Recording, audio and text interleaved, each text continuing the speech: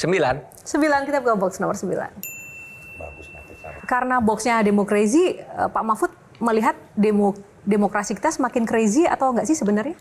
Ya menurut saya semakin crazy karena gini, enggak maksud saya demokrasi itu kan ada pembagian tugas ya, pembagian wewenang antara lembaga ini dan lembaga ini. Sekarang nampaknya juru bicara lembaga eksekutif itu ada di legislatif. Apapun keperluan itu dibela dan disuarakan di legislatif kan sekarang begitu ini. Yang terasa ke kita ini sebenarnya gimana sih? Memang agak crazy juga. Apalagi di tingkat rakyat terjadi swing yang tidak karuan itu. Kolusi melalui proses demokrasi. Proses demokrasi itu kan menghendaki kebebasan tapi ada prosedurnya. Sekarang dalam demokrasi kita itu prosedur itu bisa dibuat. Kalau dia ingin sesuatu, prosedurnya ada dibuat. Mas Haris sama pemikiran dengan Pak Mahfud? Iya, Prof Mahfud ini waktu awal-awal jadi Menko, saya sebenarnya agak protes 2 hal waktu itu, Prof. Satu soal Papua, yang kedua soal pembubaran Ormas. Wah. Lucunya, yang bikin peraturan soal menginisiasi pembubaran Ormas itu dulu Prof Mahfud sebagai Menko ya waktu itu ya. Bukan. Pak Wiranto. Undang-undangnya kan? Undang-undangnya zaman Pak Wiranto. Kalau pembubarannya zaman saya. Pembubarannya Prof Mahfud. Pembubarannya Pak Wiranto. Yang satu, ada 2 kan? Ada Iya. HTI, ada FPI.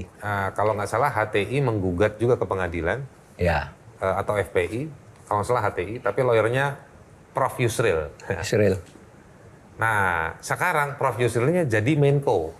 Nah, sekarang Prof Mahfud di sini kita tanya soal demokrasi. Tapi sebetulnya bibitnya dari rejim yang lalu juga. Iya.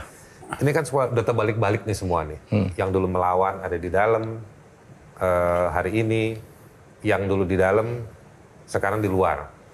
Nah, yang saya mau tanya begini, sebetulnya kita nih masih punya harapan nggak partisipasi publik? Kalau kasus Sukatani kemarin tuh, saya tahu kalau zamannya Prof Mahfud nih pasti udah di doorstop sama wartawan. Prof Mahfud kan gayanya gitu kan, lewat media mengadvokasi supaya polisi tidak macam-macam. Kemarin tidak ada satu Menko pun yang bicara membela Sukatani. Ini akhirnya polisi-polisi itu jalan. Ke depan kita ini akan seperti apa, Prof?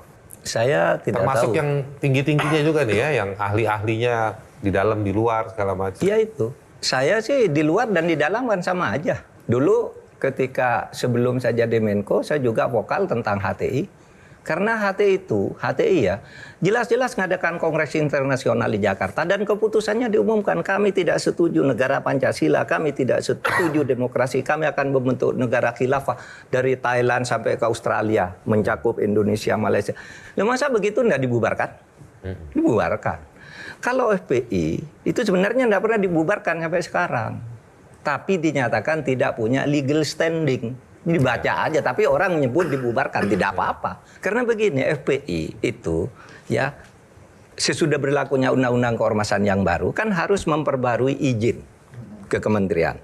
Nah, di dalam izin itu kementerian punya 21 syarat lah kira-kira. Nah, satu syarat itu ADART-nya harus sesuai dengan Pancasila dan konstitusi. Di situ ada isinya yang tidak sesuai. Pemerintah bilang, tolong dong ganti nih ADART-nya. Pasal sekian, pasal sekian. Itu enggak mau. Kan berarti tidak memenuhi syarat undang-undang. Terus sampai terjadi perdebatan, kita tidak membubarkan. Kalau begitu solusinya saya bilang jangan dibubarkan. Bilang saja tidak punya legal standing. Tidak boleh menjadi sebuah badan hukum yang yang mengatasnamakan sebuah badan hukum bertindak. Sehingga ini tidak punya kewenangan bertindak atas nama sebuah organisasi. Mereka sendiri nantang waktu itu. Kami tidak perlu izin pemerintah karena izin pemerintah itu Dewan Suruhnya tuh Pak Musin bilang gitu. Tidak perlu izin pemerintah kan cuma untuk uang. Kami tidak butuh uang. Ya sudah. Nambahin aja, Prof. Secara psikologis masyarakat masih takut. Misalnya pilkada kemarin didatengin polisi-polisi, mereka akhirnya ikut apa yang diminta. Yang kedua, undang-undang ITE yang baru juga masih mengancam. Prof kan juga menginisiasi penafsiran, tetapi penegakan hukum juga bablas lah. Lalu tindakan-tindakan fisik ya, atau yang psikologis, kayak Sukatani diteror, diminta dan lain-lain dipecat. Ini represi-represi seperti ini kan masih banyak. Masih banyak. Ada buzzer diangkat juga jadi dirjen atau jadi petinggi di kementerian. Iya.